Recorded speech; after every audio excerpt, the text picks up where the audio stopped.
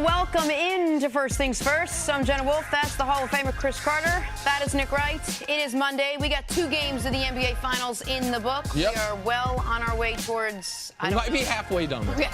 I hope we're not, but we might be halfway done with them. All right. Good weekend? Great weekend. Yeah. Absolutely. Okay. Great weekend. Fun. Good golf tournament to watch. Good basketball to watch. Every day's a holiday in my life. There you go. So positive. What a great outlook. Breath of positivity, CC. What a big whopper lie. Here comes Hey, how did the Cavs and Warriors follow up an insane Game 1 of the NBA Finals? Yes, with Game 2, but it wouldn't be as dramatic, and the Warriors made sure it wouldn't be as close.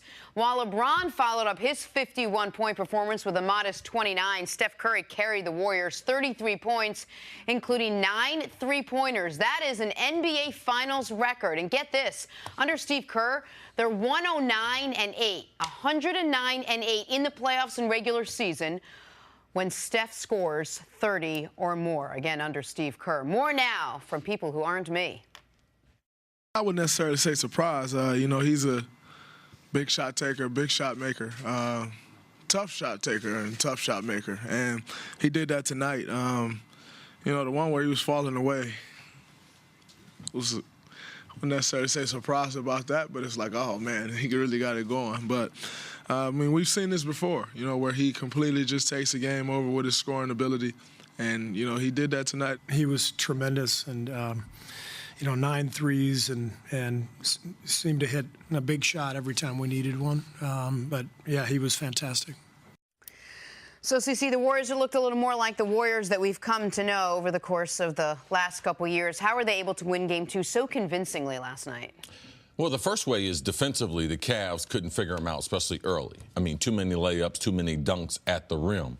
I mean, the Warriors didn't have to depend on their great shooting early. They were getting everything they wanted as far as layups. The inability to be able to switch defenses for the Cavs was a problem. And the lack of support for LeBron James continues as we see this series go on. LeBron, I thought that he would have to come back from 50 points. So he was a distributor in the game. He was effective offensively, but the concentration of Warriors, what they were going to do in the lane, they wouldn't let LeBron ISO. They did a lot. They took a page out of Boston's book from Brad Stevens, where when LeBron had the ball, if they weren't in the high pick and roll, there was at least 3 guys in the lane, and the other guy was close to the lane. So these were the things that the Warriors made, adjustments. When you're in series like that, that's what you see teams do from Game 1 to 2. They knew they got away and stole game number 1.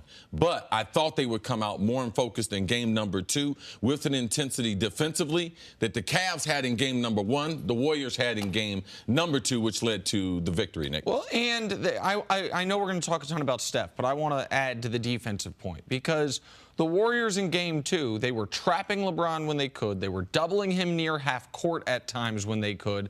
And the only quarter all game the Cavs actually won was the quarter the Warriors have won this whole postseason, the third quarter. Why was that the one quarter the Cavs won?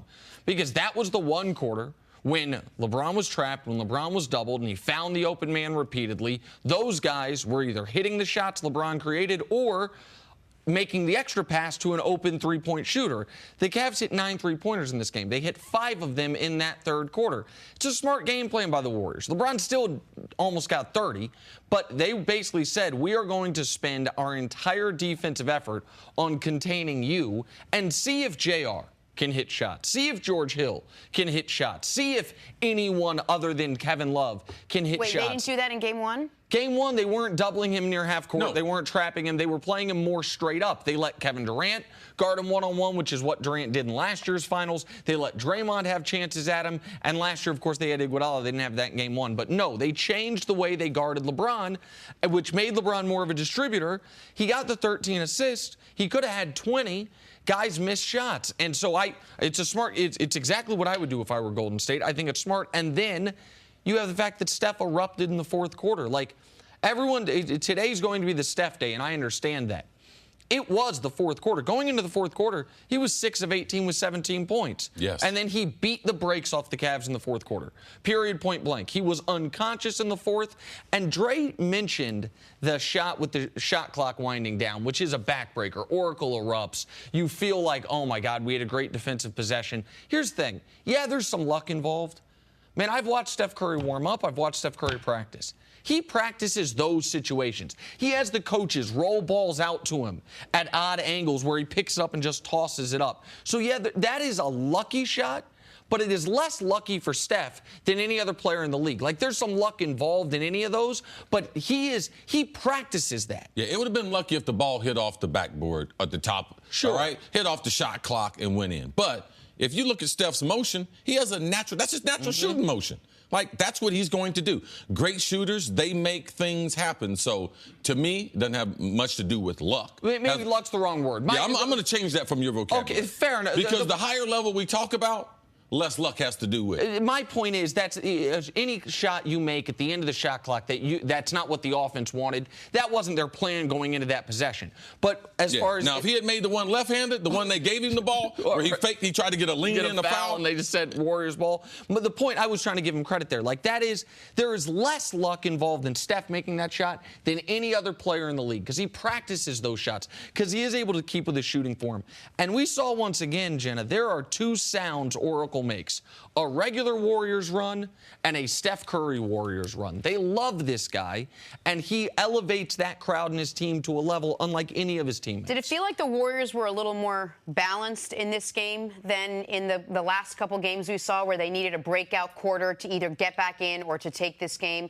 Did it feel like, or did they not get what the Cavs probably wanted to put out there? Obviously, they struggled defensively. Well, the Warriors knew exactly what they wanted to do. They knew that they were going to slip on the pick and roll offensively. They knew they were going to slip the pick and roll and try to get as many buckets at the hoop early. That's what they were able to do. Kevin Durant said before the game, he took some bad shots in game number one, said he's going to be more selective, and you saw that with him. Klay was typically doing what Klay did. When they needed a bucket, he went on a couple little runs there to give them a little boost before Steph got hot, because if people aren't careful, you'll think that, man, Steph was like LeBron in game number one. He wasn't.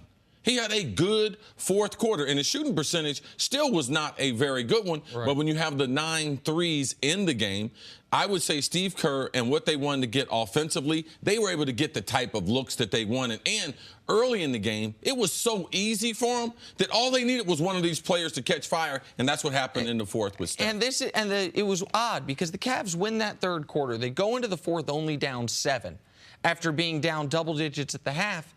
And it never felt to me like the Cavs were ever in this basketball game. Like, right, I don't know if it felt like that to you. It felt to me like the Cavs were, and I should say they went in the fourth quarter down double digits. They got it down to 7 in the fourth quarter.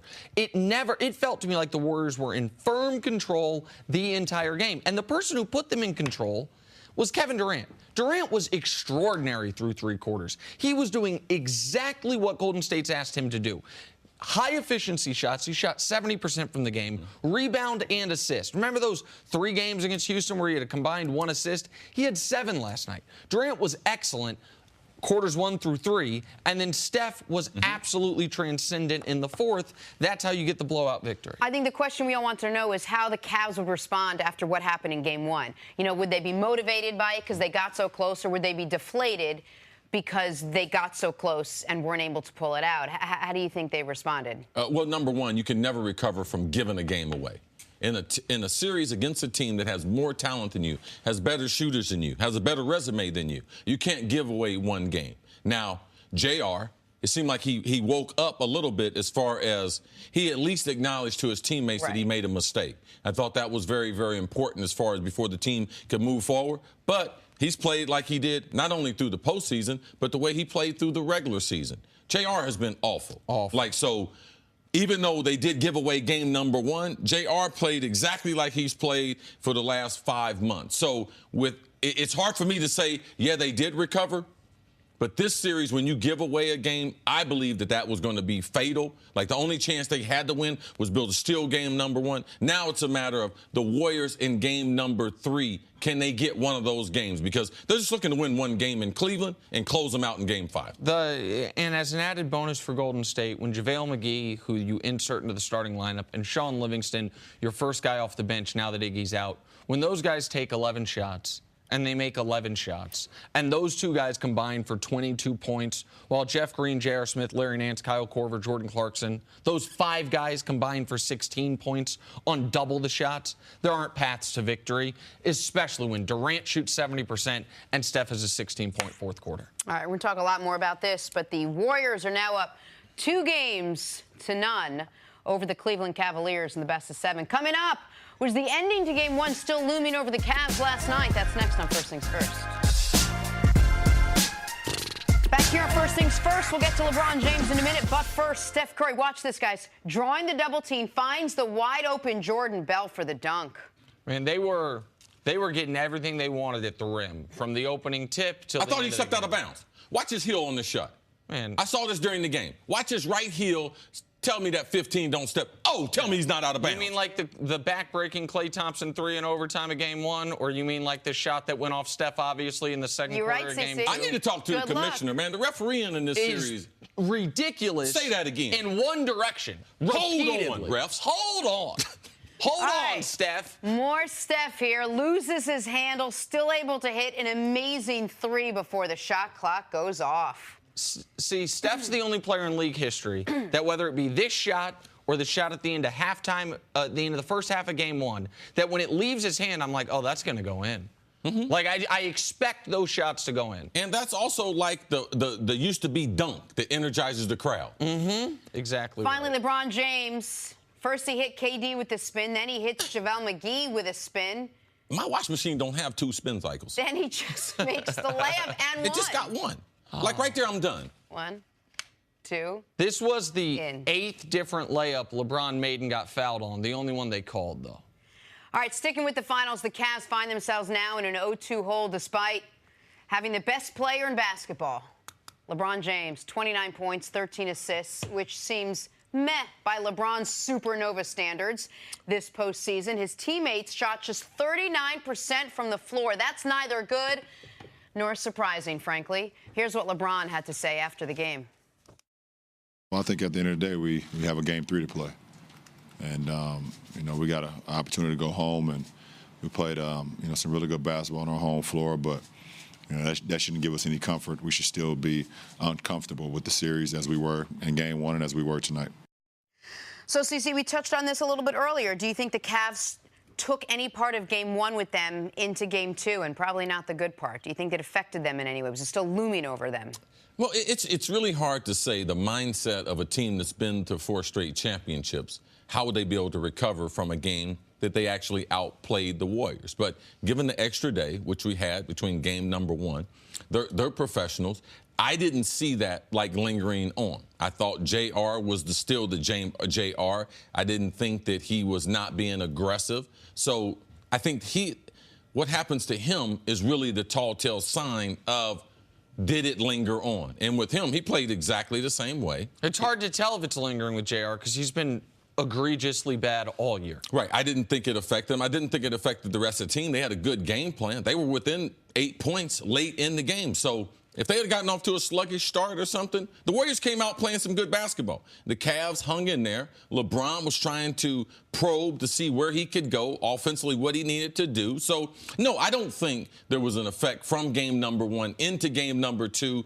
And it's hard to prove something like that when you have 3 days between 2 games. Listen, LeBron called that Game 1's loss one of, if not the most devastating loss of his career. And this is a guy that obviously, famously, has lost 5 games to lose an NBA Finals. And he called this one, Game 1 of an NBA Finals, maybe the most devastating loss of his career. But his level of play was at the exact level it's been all postseason. Extraordinary. Why was the loss so devastating?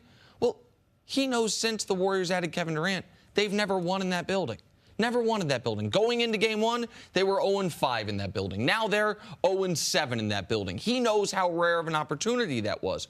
But I agree with Chris in that JR is the guy you would think is going to have, no pun intended, a hangover from this. But JR scored all his points in the first quarter. Yes. JR actually was fine in the first quarter. He was terrible after that. Jordan Clarkson's not going to have a hangover from game one because Jordan Clarkson doesn't know what team he plays for, no matter what the game is. He played exactly a Jordan Clarkson game. Kyle Korver, unfortunately, played what Kyle Korver's been against this team in the finals, which is borderline unplayable. Love was a 20-10 guy in game one. He was a 20-10 guy in game two. The difference to me was LeBron didn't get 50 because the Warriors changed their game plan, and the Cavs defense was worse this game than it had been in game one. So that's the takeaway. LeBron James needs to score 50 points for the Cavs to have a shot because you're not going to get anything else from the rest of his team. The Cavs were in this game. Like, they had a shot in the fourth quarter. And LeBron or someone else having a huge quarter, that's the only thing that stopped it from going down to the wire. So LeBron still needs to get where is Jeff Green? The Jeff Green from Game 7 started for Kevin Love. Did they bring him to Oracle? Because he didn't make a positive contribution. So LeBron still needs help from the other players. I thought LeBron approached the game the right way as far as how many shots he was going to take and how he was going to distribute the basketball. You think the Cavs could have won with the same stat line that LeBron had last night? What do you mean? I don't understand. Because he said it wasn't just on LeBron, but that maybe the other guys need to step up. But the other guys the stat line would have been. And Kevin Love's not going to give you another 15, 20 points. Well, there's not you can't. Their game plan can't be LeBron score 50. Of course. And so last night the stat line would have been different. He would have had more assists, had guys hit more shots. But the Jeff Green thing is real. He's shooting 31% in this series. The Cavs don't have a perimeter player shooting 40%, much less 50% for the series. Now. And here's the thing. We know what we're going to get from LeBron. LeBron in the last two NBA Finals. So against this team, LeBron in the NBA Finals, since Kevin Durant got there, we can show it to you. He's given you 35, 11, and 10 on 56% shooting. But look at the record. They're 1-6. You can't play at a higher level than LeBron is playing, and they're 1-6. Why? It's the same story. And last year they at least had Kyrie, but there's not going to be, there at least thus far has not been, the reliable other guys that you can say, okay, LeBron's going to give you is between 30 to 40 points. Where else are we getting the offense? Yeah, and let's not forget, they're going against one of the greatest teams that's ever been put together. So you can't think, man, LeBron's got to do. No, it's on the other people. It's a team sport, and the other guys have to make contributions, and LeBron's not. He didn't get that in game one or in game two. Is there too much then being placed on LeBron? But that's been the story all year. Yes, Jenna. it has. And the other stories, the same. It's always the same stories with this team. There's no supporting cast. It's LeBron and one in every game. The and one is probably going to be Kevin Love. Sometimes it's Jeff Green. Right, but it feels to me like there was never a reason to believe that the Cavs' other guys were going to get better as the competition got harder. Now, Chris and I battled all year long whether or not the other guys were going to be so bad to prevent them from even getting to this point. But I, as call it a LeBron James acolyte, whatever you want to say, I didn't think they could be competitive in this series. That's why game one, whether or not it was deflating for the Cavs, whether or not the Cavs were able to get over it, the NBA viewing public, I don't think, got over it. Because I think the NBA viewing public knew the path to a competitive series was the Cavs not stealing that game, just not giving that game away or having it taken from them, depending on how you look at it. Because you wasted an all-time great performance from an all-time great player. I don't look at this box score last night and say, oh, well, here's why the Cavs will be fine. It's not like JR is going to go 2 for 9 again. No, on the road, he probably will. Oh, it's not like Jeff Green's going to go 2 for 7 again. No, on the road, he probably will. Well, could you, either of you, look at this box score and say, okay, I could take something out of this, at least maybe something little, and give myself a shot to think the Cavs have any chance to be competitive in this series? Yeah, I look at see the attendance, I see where the game was played, and realize it's not going to be there. Yeah. That's a good point. All right? That's what I looked at from the stat sheet. All right, that's the only thing. The Cavs have played better at home. And that's what you can rely on in game number 3 in a must-win for the Cavs. And they still have the advantages on the offensive glass that they had in game 1 and game 2. They beat them by nearly 10. I think they had 9 more offensive rebounds in game 1. They're actually doing a decent job of taking care of the basketball. They're not turning it over a ton. Now, the Warriors have been better than they typically are at that as well. But there are also sometimes this is a simple sport. And sometimes when KD shoots 70% and gives you 26. Clay, who you didn't even know was going to play. You and I were talking before the game, see? And we thought, okay, if he plays, he's going to be limited. He didn't appear to be limited at all. Clay gives you 20, and then Steph... On 13 shots. On 13 shots. And Steph is having an awful game through 3 quarters. He was 6 of 18 from the field through 3 quarters, and he leaves the game as the overwhelming favorite to win Finals MVP because he was so good in the 4th.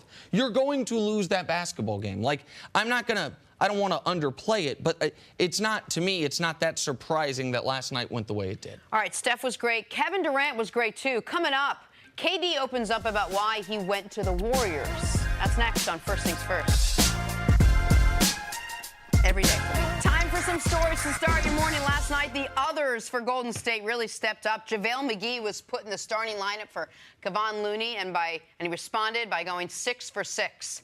Sean Livingston also was in there, and he went 5 for 5. Those guys are perfect. Nick, what'd you make of the contributions last night? It was critical for Golden State, especially to keep the margin early. My other commentary on that is, Sean Livingston, if you have bet on the other team or you're rooting for the other team, every time he hits a jump shot, it feels like 6 points. Because they're always contested. It's that herky-jerky mid-range flick of the wrist at the top, and it feels like in the finals he's shooting 100% in these finals, 80% in his career on those shots. Yeah, Livingston's been a great pickup for them. He's been very consistent. You expect good play out of him. JaVale McGee is like finding money on the subway. Yeah.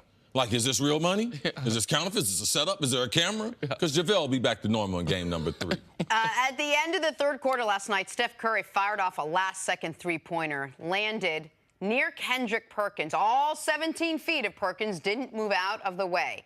After the game, a couple of Warrior players took exception to Perkins not moving, calling it dangerous. CeCe, what'd you make of this? Yeah, the Warriors are always complaining. Now, how dangerous was it? Like, okay, like, seriously. Like, he wasn't on the court, like, in a I watched the Warriors. Now, they get in dangerous fashion on the court. Their bench, like, I watched their bench more so. Kendrick Perkins is there. They don't like Kendrick. They didn't like what happened in game number 1. Also, he's got some history with Kevin Durant because he knows KD from OKC. So he's like, I know these guys aren't tough, but they try to act like they're tough when the lights come on. Steph was nowhere close to landing on Perkins' feet. When he was walking up court, Perkins didn't move his legs back like when someone's trying to pass you in a theater aisle or something. Listen, man, Perk's not going to do anything nice for you, but your point's the important one. Zaza Pachulia jumps up off the bench and yells in people's ear. Kendrick's not doing that. Back in February, when the Cavs traded for Rodney Hood, he was expected to be a key cog in their lineup. This postseason for the Cavs, he's averaged just 4 points per game. Very non-cog-like. Entering game 2, Hood said this is the first time in his life that he's been getting DNPs. Talks about his playing time. Nick, what do you make of Hood's comments? I understand his frustration. I know he refused to check into the game back in round 1, I believe it was, and since then, or back in round 2, he's been out of the rotation. But if I'm Rodney Hood, I'm like, man, JR threw hot soup on a coach. He can't lose his starting job. I make one mistake, I can't get back on the court. Now, he was playing very poorly, but not as poorly as some of the guys like Jordan Clarkson getting minutes. I understand his frustration. No, I understand his frustration. He's an important part in his career. He's in the last year of his contract. Yep. Utah gave up on him in the trade. We thought coming to Cleveland, he's more athletic. He can score the ball. They're having problems with wing players, no athleticism, and lack of scoring. Speaking of the Cavs supporting cast, outside of Kevin Love, they're just not good. JR still searching for a shot. Like, where did he put that thing? CeCe, what do you make of the Cavs supporting cast struggles in game 1 and 2 and all the other games? No, this is not news. This is what I've been talking about all season. They're not a great basketball team. They have one great player. The supporting cast on the road, they don't show up. So, no, I'm not surprised at all. That's why I thought it was hard to impossible for them to win this series. The Warriors are very, very talented. And I believe there's at least 3 or 4 teams with more talent than the Cavs have. This just happened to be the matchup because the Cavs came out of the West. They deserved that in winning that 7-game series against the Celtics. But this is not a real talented team, not a team that matches up well against the Warriors. And just because we saw game number 1 and then we saw the blowout in game number 2 late, I haven't changed what I said for you. I would be surprised if it went 5 games. Like, I thought this was going to go 4 games, and nothing's changed, Nick. Listen, some of the supporting cast stuff, there's nothing you can do. Like, Jeff Green has earned his minutes, especially with what he did in Game 6 and 7. He's shooting 31% this series. That's a bad beat, as I would put it. Like, there's nothing you can do about that. Kyle Korver absolutely earned opportunities in this series by what he did being the Cavs' second-best player leading up to the finals. He's shooting 16%. Not from 3, from the field, 16%. I mean, you got JR shooting 26%. Now, he was only shooting 36% for the playoffs prior to this. But 36 is awful. 26 is unplayable, but he's still going to play 35-plus minutes. I blame that on you. Why? What'd I do? Because you said in the Pacers series, oh, they can't play worse. Then they came back and gave you a series. Then you went all back in after the Raptors series, and then you're like, oh, they can't play worse. The Celtics, and then now in the finals, the supporting class has played worse. Fair enough, but I want to bring up one guy who I blame him, and I blame the coach for playing him. Can we show this Jordan Clarkson highlight for a moment, please? Here's Jordan Clarkson in garbage time. You mean video, because there can't be a highlight. Well, here's why it's relevant. Jordan Clarkson in garbage time yesterday. Watch this. So why are we showing this nothing play? Jordan Clarkson passes to Rodney Hood. He gets a layup. Why would we show that on television? That was Jordan Clarkson's first assist since the Toronto series. The Toronto series. Since then, he's played almost 120 minutes. He's taken 57 shots.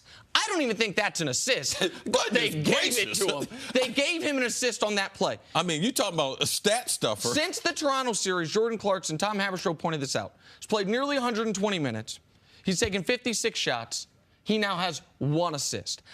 He has, for the playoffs, the 3rd worst true shooting percentage of any player in playoff history. Wow. Why he is still their first guy or second guy off the bench is a move. I think Ty Lue is an underrated coach, but this is an inexplicable move. When LeBron's playing the whole game, if your point guard goes out, you don't have to put another point guard in. And if you need another wing player, that's where I would give Rodney Hood a shot. That's where I would give my guy, Jetty Osman, a shot. I would dust off Jose Calderon before I would play Jordan Clarkson another minute. He's been awful. Well, I'd love to know who you guys think, who you'd like to see. Not that there's just a bevy of options, but who you'd like to see either have more of a role, less of a role, obviously, besides Jordan. There is no more or lesser role for any of the players. The Cavs role players will play better at home. LeBron will play a great game. There is no mystery. We've played 100 basketball games. There's no bus coming. We got Coach Pagano coming. He'd be like, hey, man, ain't no cavalry coming to save you. Like, these are the players you have, and you can't just make up stuff. It's not hocus pocus. You don't get to the finals and change your identity. This is the Cavs teams that we saw. Oh, they were the best seed, the first seed in the East. No, they weren't. The second seed. No, they were the 4th seed in the East. This is what you should expect in a final against one of the best teams that we've seen. And the Warriors right now, aside from Nick Young, their worst field goal percentage of anyone in their rotation is Steph at 45%. And he's right now the Vegas favorite to win Finals MVP. Flip side, the Cavs don't have a single perimeter player shooting 40%. They got 3 guys in the rotation shooting less than 30%. Like, Love's been fine. LeBron's been great. Nance and Tristan have been okay. And the entire perimeter unit has been disastrously bad. All right, more on last night's game now, and a peek into Kevin Durant. Found his stroke, 26 points, 9 rebounds, 7 assists. The Athletic recently published an in-depth look into KD's decision to join the Warriors back in the summer of 2016. Durant said that, quote, validation from his peers was a big motivation in his decision to join Golden State, because caring is sharing. Nick, what's your reaction to Durant's comments? And my reaction is I'm glad he shared this, because fans of the league, just people that read this, should make everybody feel better in this regard. It doesn't matter how rich you are, it doesn't matter how famous you are. A lot of people are dealing with the same issues. Kevin Durant was, before he went to Golden State, a 4-time scoring champion, 6-time All-NBA, been to the NBA Finals, been to 4 Western Conference Finals, was widely considered one of the 3 best players in the sport. And he asked the Golden State Warriors, why do you want me? Like, that is it. And the fact that he would share that, I mean, it is insight into whatever insecurities or whatever need for validation he has that I think a lot of people have. This is not, when I say insecurities, I am not taking a shot at Kevin Durant at all. I think it's admirable that he shared this. I think people look at it on his face and say, this is crazy. How would you not think teams would want you? You're one of the best players alive. But Kevin Durant needed to hear it. He needed to, he said, hear from his peers how good they thought he was. I would think winning MVP would get you that. All those scoring titles would get you that. But for KD, it didn't. I'm not surprised at all. He's just like most human beings. Most people that I meet, they need validation. Now, I can relate to it as if, because I've played with a lot of athletes. And even though they have unbelievable talents, unbelievable skills, a lot of them have very, very low self-esteem. And they need the roar of the crowd. They need either their peers, coaches, to be able to lift them up. Now, for me, I'm not that type of person. I don't need all that. I'm self-motivated. You don't need to tell me. I could care less how you feel about me. As long as if I'm providing a service for you, if I'm doing something, I believe that I'm going to work hard enough that you're going to respect what I do. But I can respect what Kevin Durant, because I've met a lot of athletes that are exactly like this. Well, that's what I wanted to ask you, because when you said you're not surprised you met a lot of athletes like this, when we were talking about, I think it was James Harden, whomever it was in the last round, and I said, listen, shouldn't this guy think he's the best player in the world? And the point, or it might have been KD even, and your point was, man, don't you think most NBA superstars think they're the best in the world? That seems like, and I think that's more along the lines of your mentality. You went out there every week saying, man, I'm going to be the best football player on this field. I'm going to be the best wide receiver in the league. Like, this is how I carry myself. This is who I am. That is a big, to me, dichotomy between that mindset and the mindset of, man, do you want me? Do you like me? Like, so do you just put those like two different? Well, I think that because you have to know Kevin Durant. You have to know where he came from. He came from D.C., but he's not really a street kid, all right? He decides to go to University of Texas. Very, very strange choice, because people pretty much knew he's going to be one and done.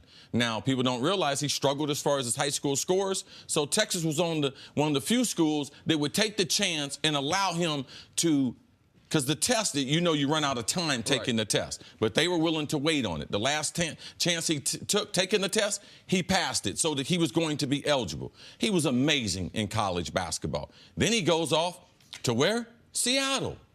Then he's partnered with Russell Westbrook. So the narrative was people don't like Russ, so he thought people didn't like him. I had said this a long time ago, and it's not a negative comment.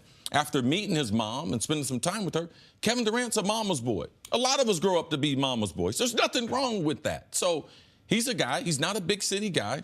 He got comfortable in OKC. He got a lot of criticism because who his partner was in Russ, that he thought people didn't like him because they didn't like Russ. So I'm not surprised. There's a lot of athletes. There's a lot of talented people that I see every day. They need to be boosted up. They need their confidence to come from other people and outside of themselves, because they don't believe that they're great at what they do. And so much of what we've learned about KD this year feeds into his insecurities, just the Twitter accounts and responding to what people say. And anytime you're more concerned with the way people feel about you, which is basically what he's done, his relationship with Russ, all the whole cupcake war, like the need to write stuff on your shoe, a lot of it comes from him maybe not thinking or not playing like he's the best in the league. There was also an interesting comment, if you follow some of the Warriors beat writers this weekend on a podcast, where I think it was Marcus Thompson, but I might be wrong about which beat writer it was, when he was asked about KD re-signing in Golden State. Because people should know KD could leave this offseason. Now, nobody's talked about it because nobody thinks it's even a possibility. And he said, if you'd asked me 2 months ago, I said it's 100%. He said, now I've got it somewhere in the 90s. And so I would be shocked if KD goes anywhere. But the reason he brought up that it's now at least the door slightly ajar is this type of thing. And by that, I mean this. KD thought going there and winning the championship, getting the finals MVP, year one win as brilliantly as it could have, aside from the time he missed an injury, would fix this stuff for him.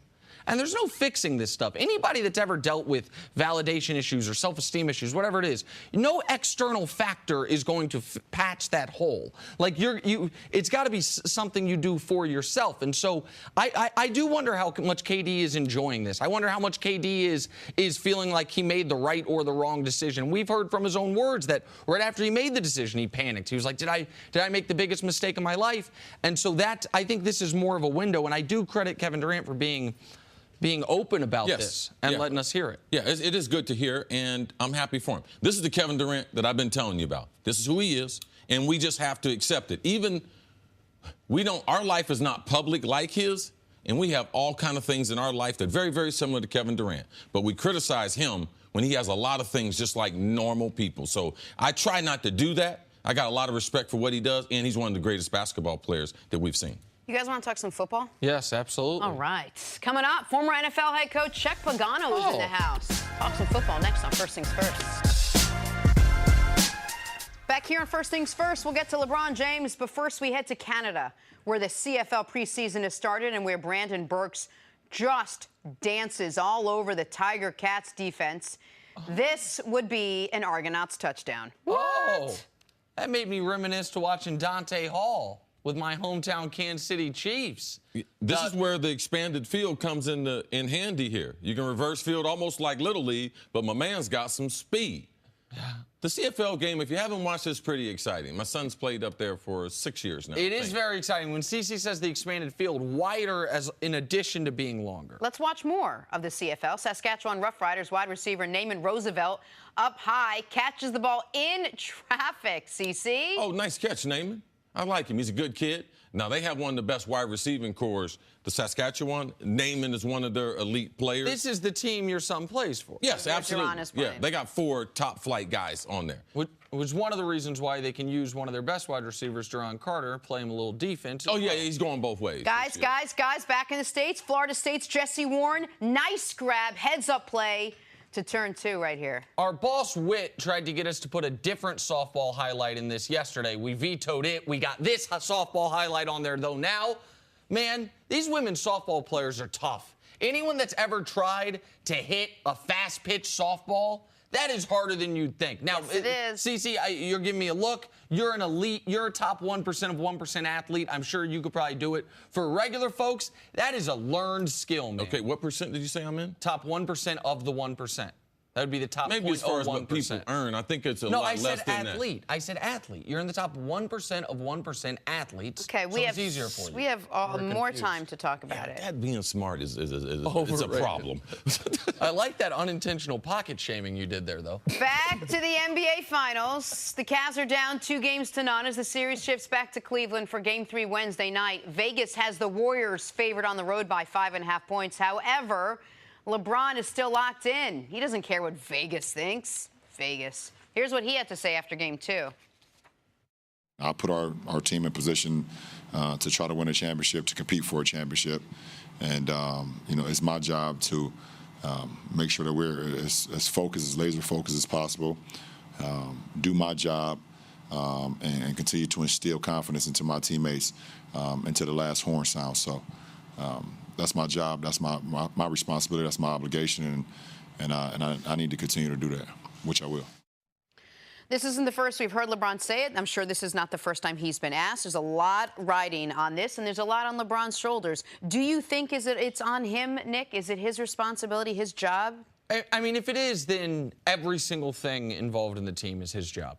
We already know he gets criticized for their cap situation because evidently he signed those guys to contracts. We already know that he is expected to literally do more than any player has ever done for their team at this stage of the playoffs. He's accounting for a higher percentage of his team's points, rebounds, and assists than any player ever to make an NBA Finals. So we know from the front office we say it's his job. On the court we say it's his job. So evidently now it's also his job. That's the coach's job. They're getting his guys ready, getting his guys amped up, getting his guys in the right frame of mind is your coaching staff's job. So if that's his job as well, then he's wearing all the hats in the organization except for team owner, which is a hat one day when he's done playing he actually wants to wear. I think there is a difference between the traditional role of best player on a team, leader on a team, being a guy that you rally around, and a guy who also has to do the motivational, almost emotional shaman for the team to get everyone ready to go. That's individuals' own responsibility, and then, in my eyes, the coaching staff's responsibility as a whole, even if the best player on the team has a larger role than other people. Yeah, I believe Ty Lue has a strong voice with the team LeBron has. He has a strong voice inside the organization.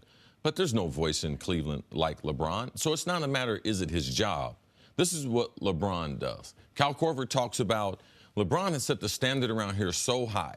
If you get to practice an hour early, you are already an hour late because he's already been there for 2 hours. So he sets the tone for what the organization is going to be on a daily basis. Now, I've been fortunate that I've been around the Cavs. I was around the Heat, and I was around the Cavs the first time LeBron was there.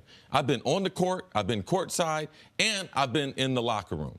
LeBron is a phenomenal communicator. He is one of those type of people that when he says something, people listen. And he's so smart about basketball. So Ty Lue, based on his reputation and his overall strengths, I believe there's a good balance in what he does and what LeBron James is. LeBron's got to be the motivator because he's gifted as a speaker. He understands the game on a different level, and his overall commitment that, yeah, it's not his job to do, but it's in his gifting to do. So not only his basketball ability as a communicator and what he knows about the game. What is he supposed to do? Keep it to himself?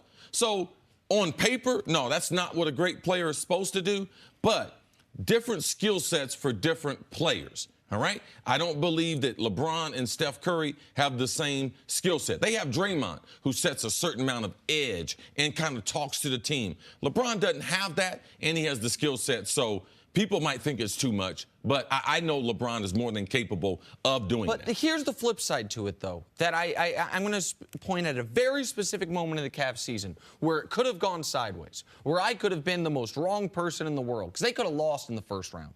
Game 4 against the Indiana Pacers. The Cavs are trailing in that game. They're trailing in the series 2-1. And Kyle Korver makes back-to-back outstanding plays. And guess who that lifted up? That lifted up LeBron. That allowed LeBron to say, okay, we've got a path here. Lifted him up to play at a super high level the next 2 games, which then ended up carrying them to go to the NBA Finals or at least get to the next round, sweep the Raptors. There is a responsibility on the oldest team in the league, the highest paid team in the league, for other guys to say, you know what, not only am I going to be responsible for my own performance, I'm going to do something that inspires him. Because his play on the court alone, if the guy was a mute, should be somewhat inspirational by the level at which he plays. And so could Kevin Love do that? Could 37-year-old Kyle Korver do that? Could 14-year vet A.Smith do that? I mean, they should be able to do that. Of course, but I think this comes down to what the other guys on the team are going to listen to, what the other guys on the team are motivated by, what's going to push the other guys on the team. I don't know if Kyle Korver making a 3 or 2, and I totally understand your point, is all of a sudden going to get A.Smith to be like, all right, yeah, Kyle Korver made that 3. But I think LeBron, arguably one of the greatest players to ever play the game, and if we all sit here and appreciate it, you have to believe there's some semblance of the rest of that team that says we're playing in one of the greatest times in history. Yes, I think it's his responsibility, but I think he welcomes that responsibility. The same way, CC, you talk about how it's not in Kevin Durant's DNA to do that. It is in LeBron James's DNA to want to be a leader. Yes, on the court, but you don't think off the court, too? This is the problem, though, because at the end of the day, everyone's a professional. Like, we can say what we want. I come in the morning, you guys are here, stuff gets done. I try to get you guys pumped up, but at the end of the day, you guys got to do a job. I can't do your job for you. Now, I'll try to do my best. I'll try to fill people out for what they need. I'm going to do my job. I'm going to do well. And it's absent of you doing your job and Nick doing his job. Because when you're professional in professional sports, yes, LeBron is gifted. But sometimes you get to a point where you just can't keep leaning on LeBron. When you have a personal responsibility, Kevin Love, can you get 20 and 15? Kyle Korver, can you get 9? JR, can you get in double figures? I mean, my God, we've dropped our standards for everyone. So I'm with Nick. I understand that. When you're in competitive situation, Belichick says it. You say you like it. Everyone do your job. And so if the Cavs just had a little bit of that. That's my thing, is I understand your point, which is LeBron on the court has to be the inspirational force through his play, and I think to a degree he is, but that can also work in the other direction. He can be so great on the court, guys can relax almost a little bit, like, oh, he's got this. Like, we've got the best guy, he's got this. And off the court, he can be that little extra. The last words you hear leaving the locker room can be from LeBron. I understand that part of it. But the coaching staff getting guys in the right mental frame of mind, and you used the example I was going to use. Like, you're the most experienced, you're the best player on our team here. But it is, if I do poorly, it is not your fault. And by the way, if I do poorly, it is not your responsibility. It's nice if you do it, but it's not your responsibility to fix it. It's our bosses. It's the people you don't see on the show, the producers. So, like, we all try to pick each other up, but our own performance is our own responsibility.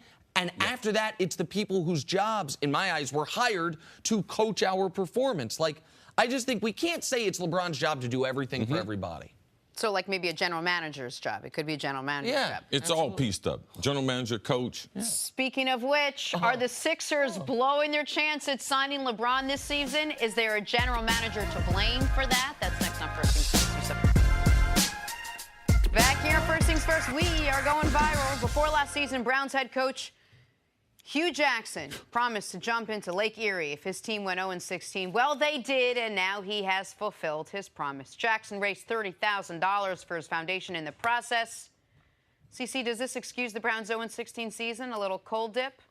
Excuse it? No, that's another loss. Hold that L, man. And maybe it would excuse it a little bit if he had the guts to do it in January, right when the year ended. He waits till June, water's nice and warm. Man, what's that apparatus? He had like I think he had like some rubber suit up under his shirt and everything. Oh, you see that? He's wearing a wetsuit. Yeah, trying to keep himself warm. They can't even jump in the lake. Jenna, right? I'm guessing, I don't know this. 100%. You've done the polar plunge? I've done a polar plunge up in Buffalo. I figured as much. Of course. That seems right up your alley. Yep. I don't really know what the polar why plunge do people do that? Because I had a goal. I was in Minnesota 12 years. I had a goal. I saw some people ice fishing. I said, man, I got a goal. I was riding around. The guy's like, man, I know you like to fish. I said, I got to go. I'm going to leave Minnesota without ever doing that. Because I know it's not fun. It's like, oh, it's amazing. You got a little, man, we got a little house we put over the ice and everything, TV, everything. None of it. No. I'm not in the cold. If our producers before 9:30 can get video of Jenna's polar plunge. You guys didn't do the ice And I know why I don't like the cold, Nick, because you know where I'm from and everything. Exactly, yes, your lineage. All right, here we go. Time for some stories to start your morning. Another episode of As the World Turns with the Sixers, though I'm more of a Days girl. The team has hired a law firm to investigate their general manager's connection to burner Twitter accounts. Brian Colangelo has admitted to one of the accounts. Nick, do the Sixers have to fire Brian Colangelo? Is that the responsibility now? The moment it gets to where LeBron James is joking about it at press conferences in reference to, wait, are we sure that was his Twitter account when he was asked about Dan Gilbert tweeting? Yeah. I mean, this is drawn on way too long. It absolutely will hurt your pursuit of free agents if he's still your GM. Mm-hmm. So I'd say they have until the end of the finals. But once the season's over, I think they're in a rough spot if he's still their GM. Yeah, the investigation. I thought, especially with the electronics, there are too many fingerprints involved. I thought that he would be incriminated himself. Mm-hmm. Man, a family member. It's a bad look. It's hard to believe he was not involved.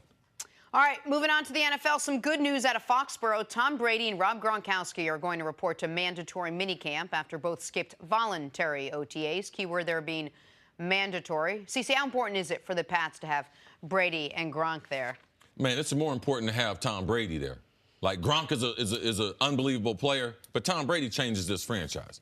He makes so many players around him better. Now, Gronk, does have the ability because he's a great end-of-the-line blocker. But Brady's effect on this roster is like only one greater is Belichick. And I know we talk about a quarterback-wide receiver combo getting on the same page. How about Brady learning to play with a brand-new left tackle? How about Brady learning what it's like to not have Nate Solder, who he's had for the last decade? Mm-hmm. I know in minicamp it's not like they're going to hit Brady, but he's going to be able to see what some of the limitations are. So, yeah, it's very important he's there. Over the weekend, Packers linebacker Clay Matthews suffered a broken nose in a charity softball game. He said he'll need surgery as soon as the swelling goes down. His coach, Mike McCarthy, joked that Clay needs to work on his offhand mitt side on the release of the ball. All joking aside, that hurt. CC, should teams try to limit players' activities in the offseason, or was this a total fluke? No, you got to. I used to have it in my contract where I was limited as far as the things that I could do. They knew I loved playing basketball. But, yes, you're paying them too much money in a short window in their life. I've told them all the time, man, give up all that stuff while you're playing because you're going to have the rest of your life to be able to do all the things that you enjoy. But it's hard, even when people have restriction in their contract, because they're so young and they're such high achievers, they don't really think they can get hurt. That was very dangerous. I would say he's playing in a charity softball game, the only position on the field where injury, he's playing the highest risk of injury position, pitcher, right? You're not going to get a hot shot down third baseline playing charity softball. Like, that's the only spot where this could happen. I'll say this. He's lucky it was his nose, not his eye socket. Like, the eye socket could have. Right? I feel for Clay, though. That looked brutal. All right, finally. Even from a guy who could use a broken nose, maybe. It's a good-looking guy. No, me. I'm talking about okay. me. Sorry. Yeah. No, you're right. It was him. Oh, thanks, Jenna. Finally. I'm joking. No, go ahead. Jenna's on tape delay. Finally, we have Odell Beckham Jr. He was a no-show at yesterday's organized team activities, but the Giants continue to hold out hope their star receiver will soon take the field.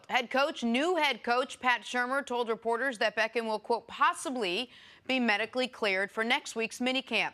Chris, how important of a step would this be for OBJ after missing almost all of last season? It's not that big of a deal. Like, he's in the injury protocol that we have a lot of players in. The training staff, the doctors, they're going to release him at a certain point. He hasn't had any setbacks thus far. So, no, it's not that big a deal. This is what we go through in the offseason. When you have surgery, these are going to be a window of rehab. Now, when do you get him back on the field as far as full activity? So, no, I'm not surprised he hadn't been released yet. It's not that important. It's more important that he's around Pat Shurmur and this offense to kind of understand what they're trying to do. It's a switch that he's got to make. It's his third switch. He came in under a different offensive coordinator. They went last year, or 2 years ago, the offensive coordinator was named the head coach, which they also changed the offense a little more. But now with Pat, it'll be a totally new offense. So just understand that terminology and what's his role inside, outside. Am I going to play Z? Am I going to play X? How much am I going to play in the slot? Those things are more important than him getting on the field. I think it's very important when we discuss athletes and injuries to always look back to right when after they had the surgery or once the timeline was released, what their projected expected steps and timeline were, and then react accordingly. And by that, I mean, the reason I say that is this. When it comes to Andrew Luck or Odell Beckham, until they are behind the schedule they had, I will not be concerned about it. If they had said, we expect OBJ to be a full participant in OTAs, then I'd be like, oh, well, either something didn't go as well as they had hoped, there was a setback, something like that. That is not the case. So as long as when the timeline was released, they said he will definitely be full go for the season, and we don't expect him to be a full participant in OTAs. Well, we're just on that same timeline. Same with Andrew Luck. Like, he's not going to be throwing the football until the end of June, the end of July, beginning of regulation football, whatever it was. So until he misses a checkpoint, I won't be concerned. Same with Odell. When we talk about quarterbacks having missed an entire season, like Andrew Luck, a season and a half, whatever it is, timing is so key when you come back just to get, the mechanics, but getting your rhythm back, the timing is so key. What's the timing like for a wide receiver? How much different is that? Is it more of a learning curve, less of a learning curve, having missed almost all last season? Well, there is no learning curve because the wide receiver, he has a diagram. It's called the passing tree. So all the routes are on the passing tree. Now, that's not going to change. So if I want the wide receiver to run a 12-yard curl, he's going to run a 12-yard curl regardless of who the wide receiver is. The difference between the quarterbacks is every route and every receiver has their own personality and their own body rhythm for which they're going to run the route. Some of them are faster and some of them are slower. And in some of them, they throw the quarterback off. So the quarterback, every wide receiver They're not robots. So they're 12-yard. If I have 5 wide receivers and I call a 12-yard curl, every curl is going to be different. The quarterback's got to be able to see it and feel what their rhythm is. So a wide receiver, we don't have to change. The quarterback is changing based on the talent. Coaches teach this. They say know your personnel. Know the guy you're throwing to. Know his strong suit. Know what he can do and what he can't do. So it's on Eli. This is a much bigger deal, even if it's not a huge deal. This would be a much bigger deal if with the number 2 pick of the draft, the Giants had selected Sam Darnold. And the discussion was, is he going to be their starter this year? Yes. Because he doesn't have the history with Odell. Every pass Odell has caught in his NFL career has come from Eli Manning. So, like, he and Eli already have a great rapport. And assuming Odell is the same athlete, and given the fact that it was a broken bone and not a torn ligament or Achilles, he will be the same athlete when he comes back. They should be able to pick up right where they left off. All right, let's move on to what happens when sports and politics mix. President Trump canceled the Philadelphia Eagles' White House visit yesterday. According to the New York Times, less than 10 members of the Super Bowl champion team were planning to attend. The president tweeted, quote, "Unfortunately, only a small number of players decided to come and we canceled the event." Nick, what's your reaction to all of this? It's highly unfortunate.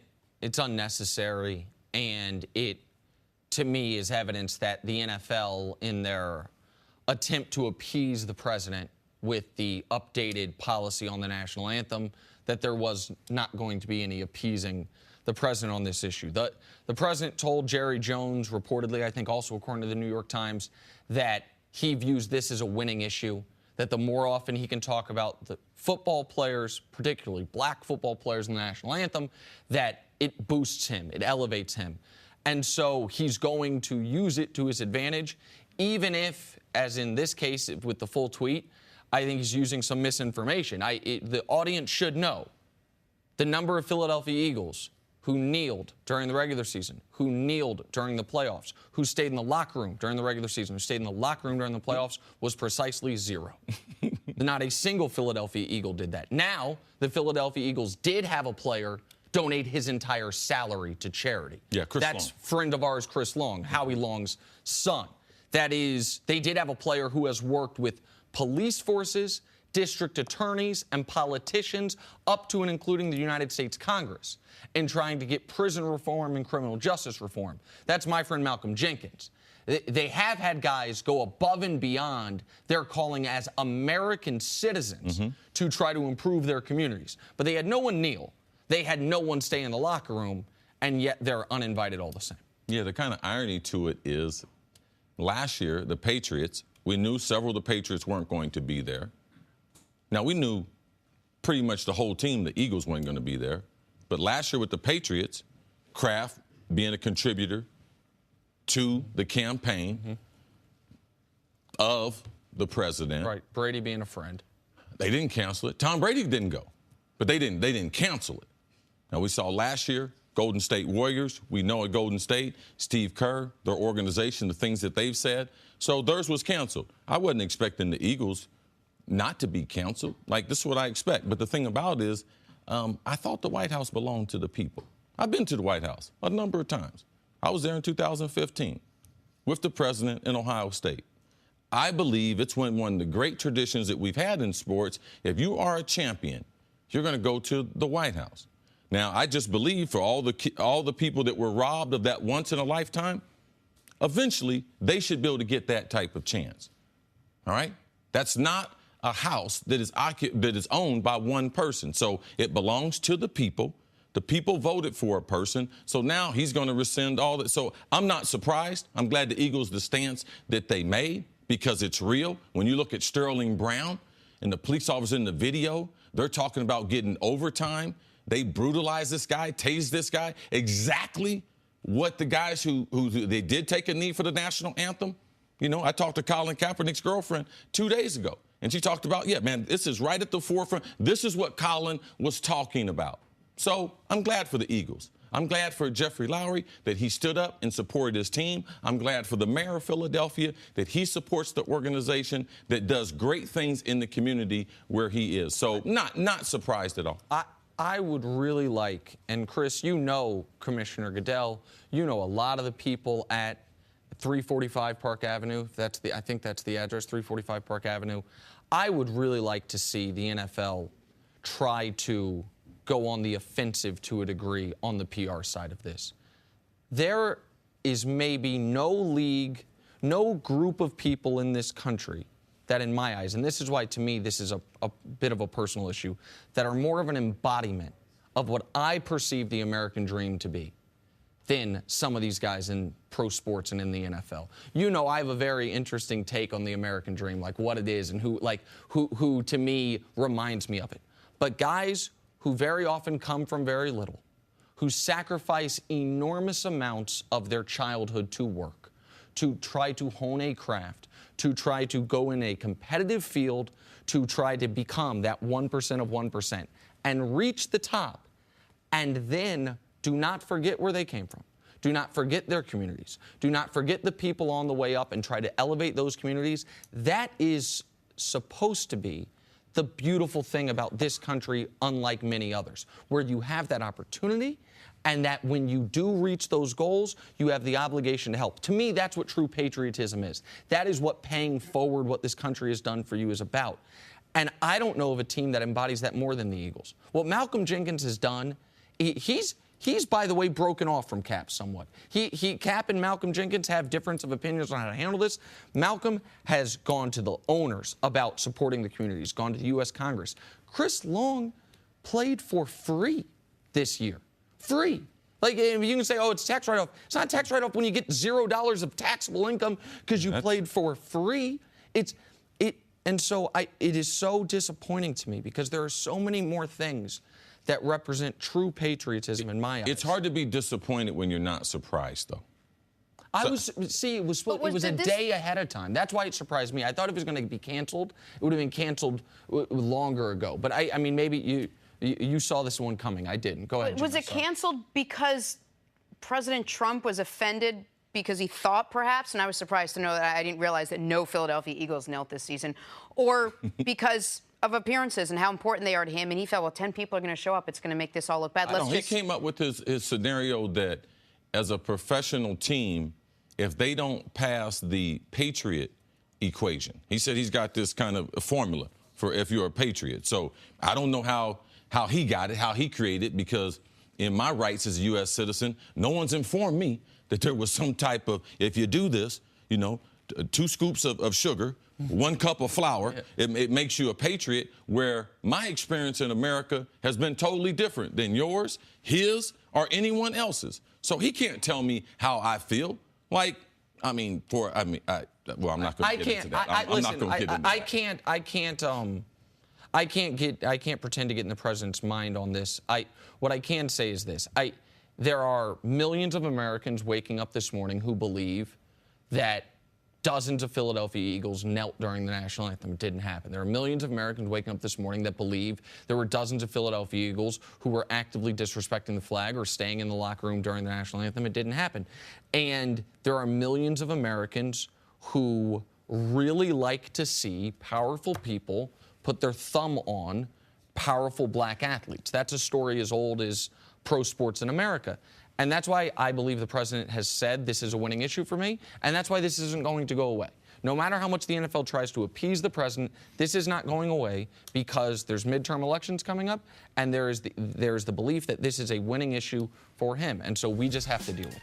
All right, we're going to take a break. Much more First Things First right after this. Welcome back to First Things First. Former NFL coach Chuck Pagano is here with us again today. Good to see you, Chuck. Good to see you guys. Thanks for having me back. Of course. Great jacket there, Coach. It is. Appreciate it. Coach, you got some threads. Trying to keep up. No, Coach. You came up since being an assistant coach. I'm going to tell you. You got that. You stepped it up. All right, Coach, we've spent many a morning talking about Andrew Luck, your former quarterback, and the football he hasn't played in a long while. All reports pointing to him being ready to go, though, for the start of this season for the Colts. Recently, news surfaced that Luck plans to be throwing by training camp.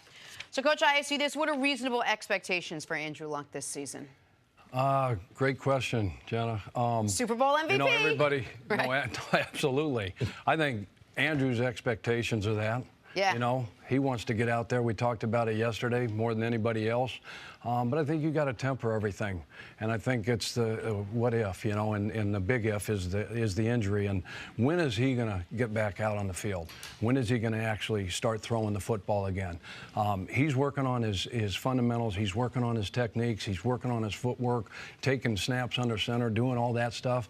But until he actually starts throwing the football. In a game or just throwing? Just throwing a football, you know, and is that going to be, because they're saying, hey, okay, he's going to be ready for training camp to start throwing the football. But to me, I would be hopeful, and my expectations were that, you know, you start throwing that football sometime after OTAs, and you start getting with the receiver. Like a healthy quarterback, he's going to take his receivers like Andrew in the past.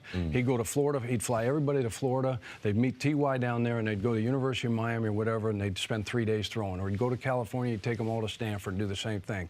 So there was a lot going on because you can't have any contact as a coach with those players and the downtime after OTAs and until training camp starts. So, again, till he starts throwing, he gets on the football field, they're going to be cautious with him. Obviously, Andrew's going to do the right thing. And he talked about, hey, I've got to follow every step and do the right thing and stick to the process. Yeah. We love saying that. Now, Coach, Andrew said that he was one of the problems. Now, I'm not going to get into misdiagnosed and what was the injury. All that we can't change. But Andrew, I thought he gave us a gem. He said, I was part of the problem. He tried to force some of... Said he skipped steps. Skip steps in the rehab. Now, no one knows, besides his dad and a few other people, Andrew Luck like yourself. So not getting all these reps, how would it affect Andrew? Because, I mean, he's a workaholic. Now, he's a workhorse. This dude's a big, scrapping guy. How does that affect him mentally, knowing that he can't do what he wants to do before that time? You said, I'm like you. I would much rather be throwing before training camp because you're missing thousands of great reps. Yeah, but again, I think they're going to, again, you don't want to push it. And he probably started to feel good last year, and maybe you start pressing a little bit. Anybody who's going through a rehab, whether it's a knee, an Achilles, whatever, a shoulder, you probably start feeling good, and you push things and you have a setback. Barring no setbacks, and he starts throwing, and then he gets on the field, then they got to decide, okay, how much are we going to play him in preseason?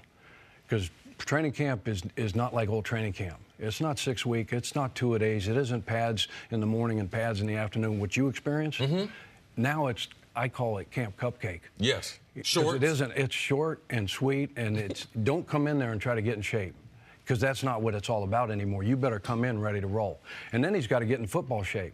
He's in shape right now physically, running, lifting weights, and doing those things, but it's different. What does football shape mean for a quarterback? Because for a quarterback, I feel like I understand for a wide receiver or a corner doing all the running. For a quarterback, what's football shape? It's the same thing. You still got to put the helmet on. You got to put the shoulder pads on. Now, they get the red jersey, and they get protected, and you don't ever get near them, and you don't touch them. You know, you're screaming at the defensive linemen all the time, and everybody in the blitz and linebackers to stay away from the quarterback and all those type of things. But you still got to get in football shape. You still got to take snaps. You got to move past 3-step, 5-step, 7-step, go through all that stuff.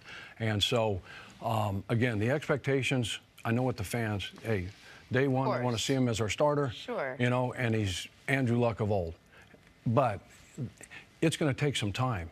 Fundamentals, technique, you know, physically he's going to be okay. He's got to learn how to take some hits again and see if he holds up that way.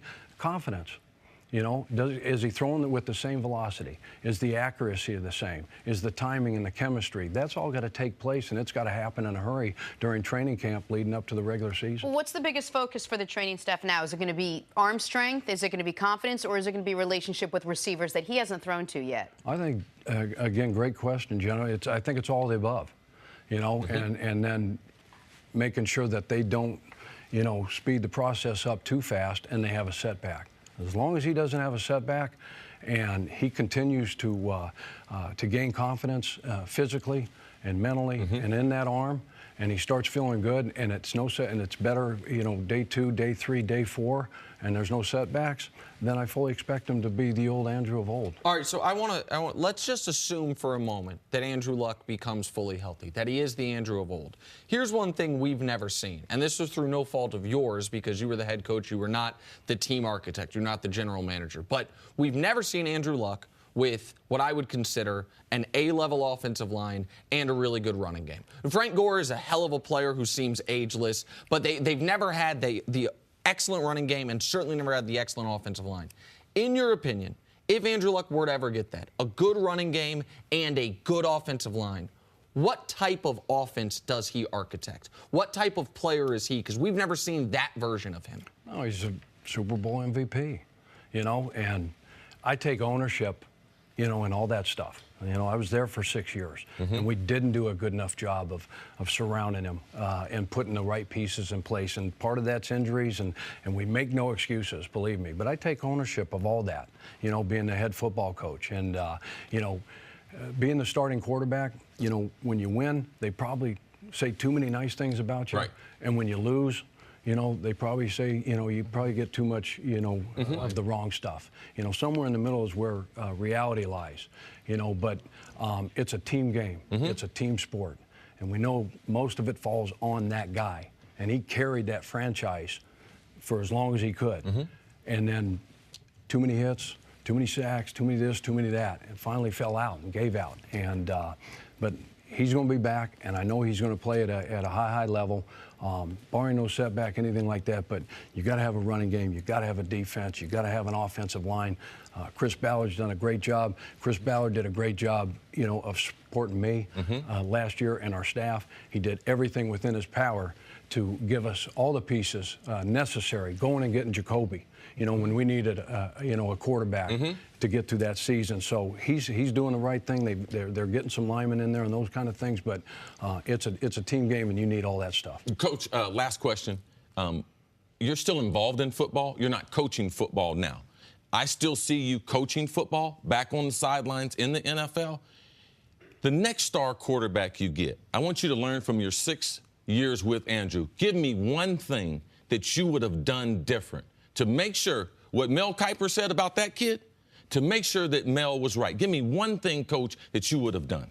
Well, I think you make sure that he's surrounded with all the right pieces, and I think we did the right thing, with Andrew, because Peyton the whole thing was blown up. We were power rankings. We were 32 in 2012, and weren't supposed to win 2 games. You won 11. And won 11, because of that guy, and he was the most NFL-ready quarterback to come out in the last 5, 6, 7 years, whatever it was, and so I have no regrets, on what we did and what we accomplished and what we did with him.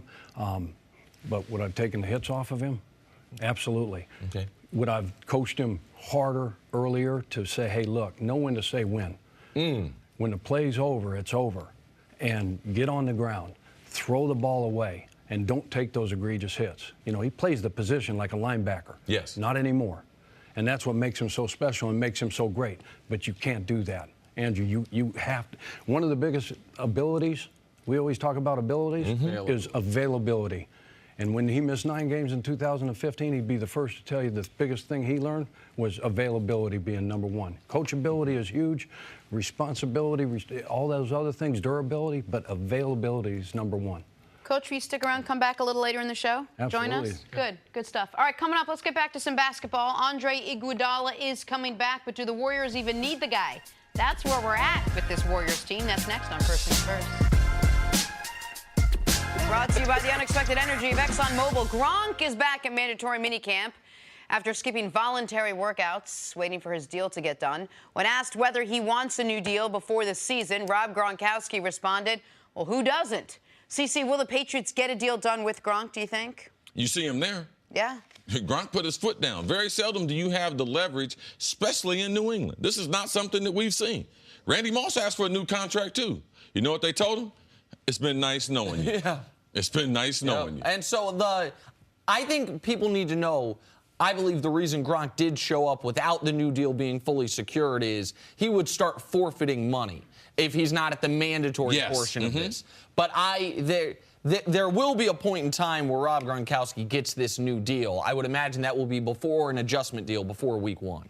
It is the third and final week of Browns OTAs, and Baker Mayfield is making moves. The #1 overall pick was elevated to the second team behind Tyrod Taylor.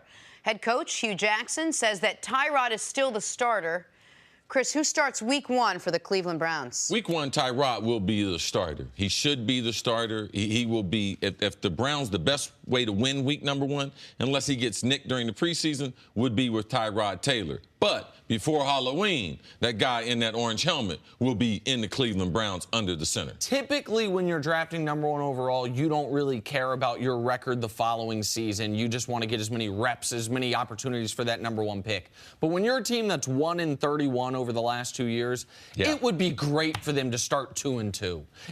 Whatever best thing you can do, because it's not just the quarterbacks that have gone 1-31. Yes. So I also think it will be Tyrod, give them the best chance to get off to a good start. Hey, what happens when the most talked about player for much of the season in college basketball tries out for the team in the biggest media market in the country? It makes our show. That's what. Trae Young worked out for the Knicks Tuesday and said the thought of going to New York is, quote, pretty cool. Nick, does Trae Young make sense for the Knicks with that 9 pick? Yeah, to me, he does. I think he'd be a good fit. I think he'd be a fan favorite.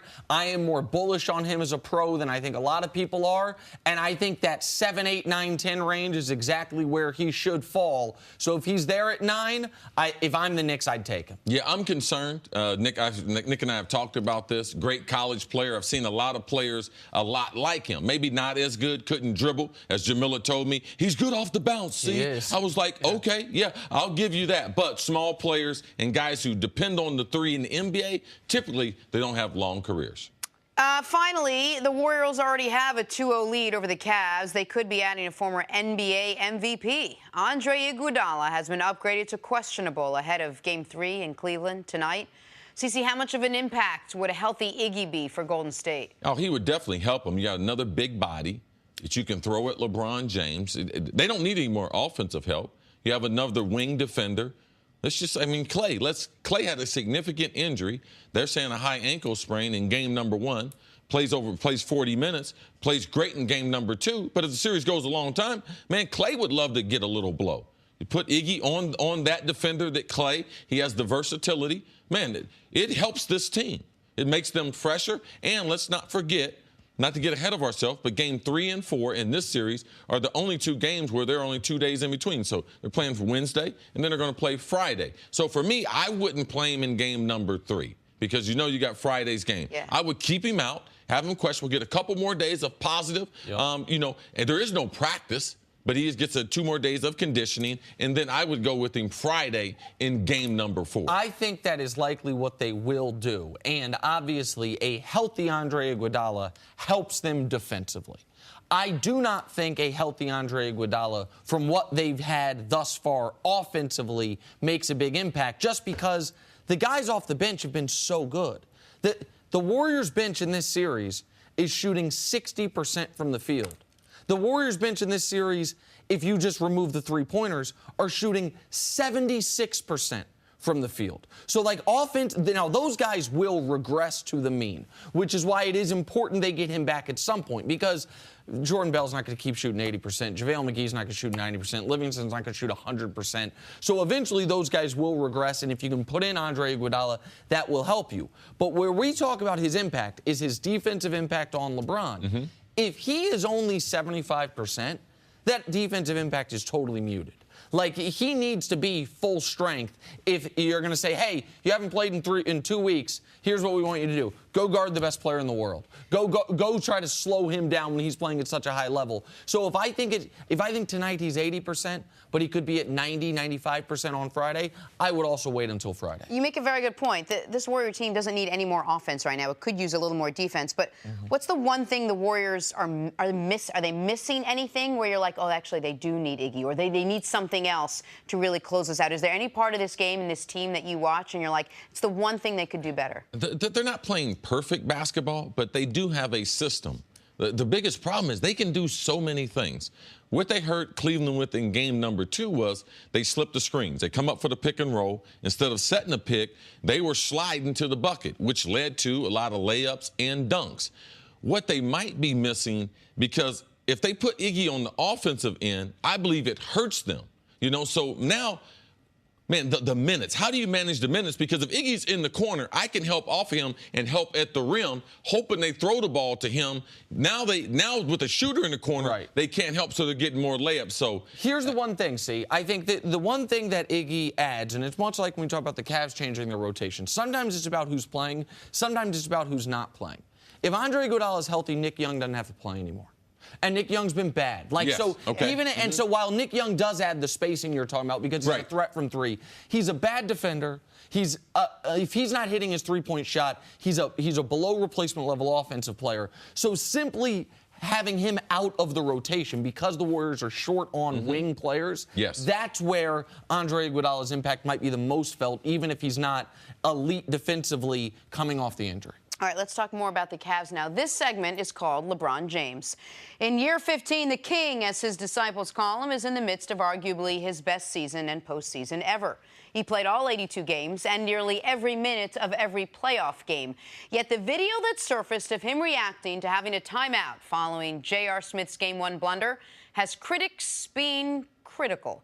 Why didn't he pick up his teammates? Why didn't he rally them before overtime? Here's LeBron James. Me being criticized? No. You saying I got criticized for something, right? No, I don't believe that. Not me. I don't care. I don't care at all. I mean, we're in the NBA Finals. I mean, how much more picking up teammates you want me to do? I mean, NBA Finals to compete for a championship. We could read between the lines there I very don't think you have to read clearly. between the lines. We don't have to read between the lines there at all to know that LeBron knows exactly what he did and fully carried this team to the NBA Finals. What do you think about what LeBron said, CC? It's so, I mean, people just aren't realistic. And LeBron had a natural reaction when the game went into overtime. And people would say, oh, look, you can't react that way. Well, how are you supposed to react?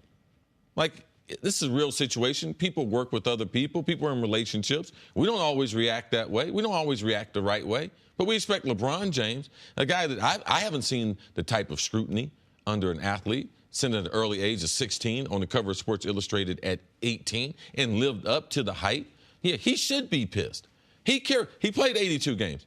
He literally carried the franchise to NBA Finals. Man, we have had the stats. We have had the storylines. We've had guys hurt. Like, we've seen it. JR throws a hot bowl of soup on Damon Jones. on one of the coaches. The coach takes a leave of absence because the pressure, lack of sleep, not the right diet. Like, what else needs to happen? LeBron's trying to pull out every stop.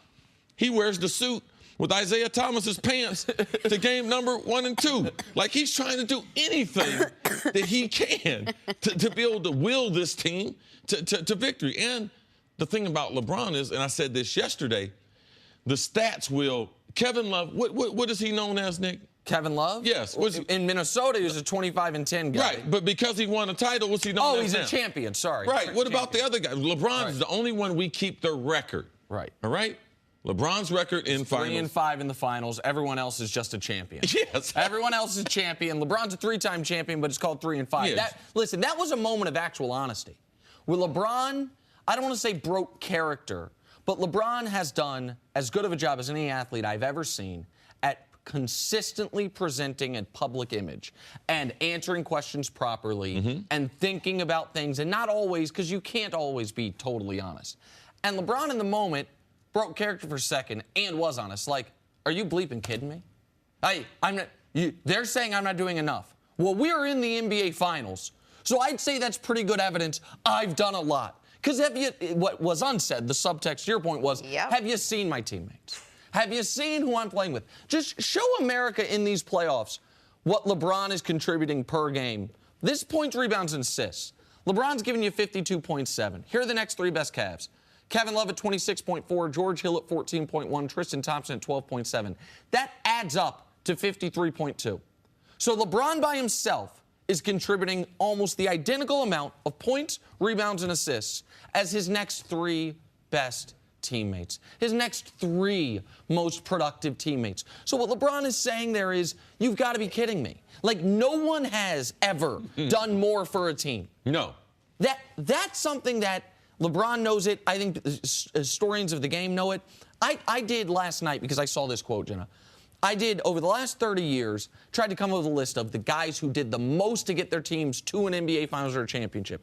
I came up with Hakeem Olajuwon in '94, because they didn't have Clyde yet. Right. Shaquille O'Neal in 2000, Kobe was young, and Shaq was just a dominant force. Allen Iverson in 2001, LeBron James in '07, and LeBron James this year. Those are the 5 best one-man bands I've seen. Hakeem, Shaq, AI, and LeBron, the first time, all had top 5 defenses.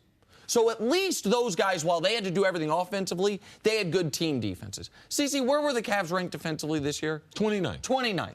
That's not a top 28 defense. Those guys, so LeBron is doing all of this with no help offensively and a terrible defensive team, and people are now saying, all right, we know going into that overtime you had 49, 8, and 8.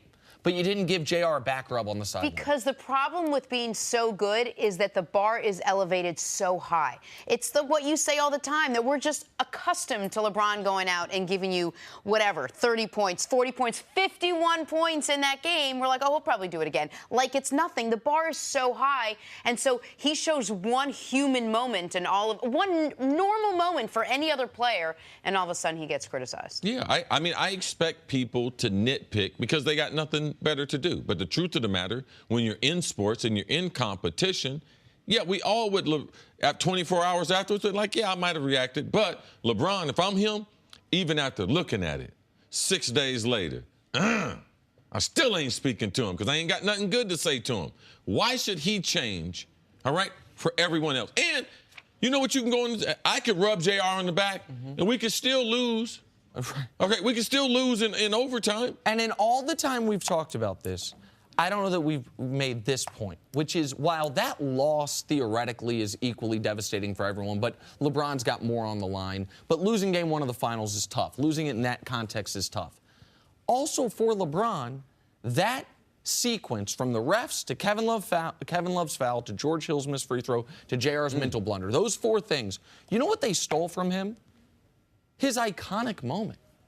That for a guy that has a legacy, and we talk about his legacy, that game, winning that game against that team, because he went 49, 8, and 8, which is where he was at. Right. Passed the ball at the end. Passed the ball at the end to give George Hill the ball. And what JR also stole from him unintentionally, LeBron's wide open at the top of the key when JR gets the rebound. Right. It could have been 52, 8, and 8.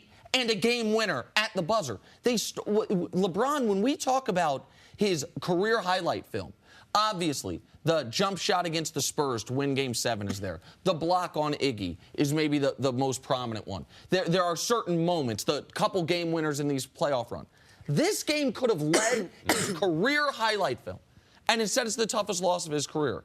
And the expectation is because in the moment he didn't all of a sudden turn into the mascot. He didn't do enough. I personally, there's a lot of people I respect, friends of mine in the media, that are really criticizing him for this week. It's one of the most laughable things I've ever seen. You're right. Patting him on the back might not have done anything. There's a good chance they go out and the same exact thing happens in overtime. And it's my fault that we didn't play well in overtime now. Right. Okay. Of course. Yeah. Of course. It's LeBron's fault that that Klay Thompson hits a 3. It's all nonsense. All right, we'll take a little break. Coming up, a Super Bowl contender that many people are overlooking. Next on First Things First. Welcome back to First Things First. We're now joined by Super Bowl champ Chris Canty. Chris, how's it going? Thanks for giving us just a little basketball break. Thanks for you guys having me in. I appreciate it. Getting ready a chance for to chop it up, talk a little football. Yeah, a little mini camp action. It's always good. It's always good. We love to have you. All right, because one the of NBA Finals is pretty much a wrap. Fall back. Let's wait for tonight. Nick, you keep talking about it, and LeBron James is arguably the greatest player of all times, but stop it. The Cavs can't. Let's enjoy tonight. We can enjoy it, but we know what's going to happen. It's like Titanic, the movie. You know how it's going to end. Sweeps aside, San Francisco's new golden boy, Jimmy Garoppolo, will have quite the fairy tale to uphold this season. The Niners quarterback started only 5 games last season, played in 6, but the way people are talking, you'd think the guy was Montana or something. San Fran in the mix as a dark horse team to compete for a Super Bowl. But Jimmy G says he's not paying attention to the noise from the outside. Chris, we'll start with you. Chris Canny, are the 49ers legit Super Bowl contenders with what you see they have and how they finished the season last year? No, they're not legit Super Bowl contenders Awesome. with that Thanks for supporting coming cast. in. But, I mean, I think this is a team that could compete. They can be a 500, 8-8, 9-7 type of ball club, potentially challenge for a playoff spot. I think that's where the 49ers are. It's a young group that's playing with a lot of confidence. You saw how they finished the season last year when Jimmy G was inserted into the starting lineup. They won 5 games. Now, 3 of those games were against teams that were in the postseason that year. Now, granted, the Los Angeles Rams sat a lot of their starters in that regular season finale, but you can't ignore the impact that Jimmy G had on that offense. And we saw with Kyle Shanahan and his relationship with Matt Ryan in that second year, Matt Ryan made that improvement, became an MVP caliber quarterback. I look for something comparable to that. Not exactly the same because the supporting cast is not the same, but I look for Jimmy G to have that kind of improvement in year 2, Kyle Shanahan's system. So the division, you look at the landscape of the NFC West, it's not a very tough division. The Seattle Seahawks, they're retooling that defense. That's a team that's a middling group right now. And then you look at the Arizona Cardinals, first-year head coach, first-year defensive coordinator, and then you don't know what you're going to get from the quarterback position. So they're trying to regroup as well. So I look at the San Francisco 49ers and say they should have an opportunity to be a 500 club, 8-8, 9-7. That's what I'm looking for from this season. And, of course, Jimmy G is going to be a big part of that. What does Andrew Luck keep saying? It's important not to skip steps. I feel like that's what a lot of the media and the Vegas bookmakers are doing with the San Francisco 49ers. They're trying to skip a step. There typically is a step between rebuilding and Super Bowl contention. And that step is becoming above average, competing to be at 500, maybe a game above 500. Maybe you steal a game, so you're 2 games above 500, and then look, you're competing for a playoff spot. That's where I view San Francisco. I think anything less than 7 wins would be very disappointing this year. I think anything more than 10 would be skipping a step. I think they are exactly where you're saying. You should project them to win 8 games. If they win 9, they did well. If they win 10, they did great. Anything past that, I think, is unrealistic. Like, I know, they won 6 games last year, but they also started 1-10. Like, it is tough to have the talent of a 1-10 football team and then all of a sudden have the talent of a Super Bowl contending football team, even if you upgrade the quarterback position. And also, a lot of the guys in that locker room, they've lost a lot of games. So now, yes, they finished the season strong. But I see this every year in the NFL. Team finishes strong, 4-0, 5-1, and everyone has all these expectations as if 1 + 1 = 2. So they're going to be able to duplicate those wins the next year. And it's not that way. A lot of times in the league, you don't have carryover. Those OTAs, those off seasons for those young teams that have been losing, they become very, very important. So for me, yes, there's hope in San Francisco, but is it Super Bowl hope? No, it's not Super Bowl hope. They would have a great season by getting into the playoffs. Yes. That would be a great season. The fans of San Francisco, this franchise, yes, they're back in the right direction. Kyle Shanahan, John Lynch is the general manager, and Jimmy G is the quarterback. But, man, there's a process that takes place. And look at the NFC. And Nick and I have gone over this and over this and over this. There's a lot of good quarterbacks. So there's a lot of good stories. Right. You can, if San Francisco is a Super Bowl team, then there's 10 teams in the NFC that I see that can go to the Super Bowl. Yeah, and there are a lot of teams in the NFC that would be disappointed if we're talking about San Francisco being a playoff team. So the one thing that gives me confidence that San Francisco will take that next step, Nick, is when you see Kyle Shanahan and John Lynch have the confidence in Jimmy Garoppolo that they do when they gave him that $137.5 million contract this offseason, based on the sample size, based on being around him since they traded for him midseason last year. I think that's a reason that we can believe in Jimmy G taking the next step with his progression. And then he's saying all the right things. He's doing all the right things and talking about practice, their approach with the OTAs, taking it day by day, trying to win the day, going into training camp, their mentality. They want to have an environment that breeds competition. I think those are all the right things that your quarterback should be saying, because ultimately he's the guy that establishes the standard and sends the message to the other 52 guys in the locker room. Listen, he's a great package. He looks like a quarterback. He acts like a quarterback. You put him in a uniform, he's a quarterback. He finished the season last year winning games for a Niners team that had nothing to look forward to. But you said they gave him, Lynch and Shanahan had confidence in him. They gave him this big deal. They traded for him. So he must be a good quarterback. What did you see last year that leads you to believe this is the guy, this is the skill set, this is the guy that's going to take this 49ers down? I mean, do you have as much confidence in him as the Niners brass do? I do, and I'll give you a little bit of nugget right here. In 5-step drops in the NFL, Jimmy Garoppolo had the highest passer rating, 116.9. He had the highest passer rating out of any quarterbacks with 5-step drops last year. So that tells me he's very accurate, he's quick with getting the ball out of his hands, and those are important traits to have at the quarterback position. Now, I thought that John Lynch did him a solid by drafting Mike McGlinchey to tackle in the top 10 of the NFL draft. If you're going to go ahead and invest and buy the house, which is the franchise quarterback, you better get homeowners insurance, and that's making sure your tackle positions are solidified. The only question I have about Jimmy Garoppolo is he a quarterback that can elevate the play of everybody around him, or is he one of those quarterbacks that does a really good job when he's got a solid supporting cast? That's the only thing that's left to be answered. We won't know that until we see a larger sample size from him. And this franchise, it's going to take some time to get him the type of support. We start on that offensive line. That's very, very important. They got to have a running game. And also, unless they think he's Tom Brady, who Tom Brady can make all the wide receivers work, you got to get some. Man, you got to get some studs.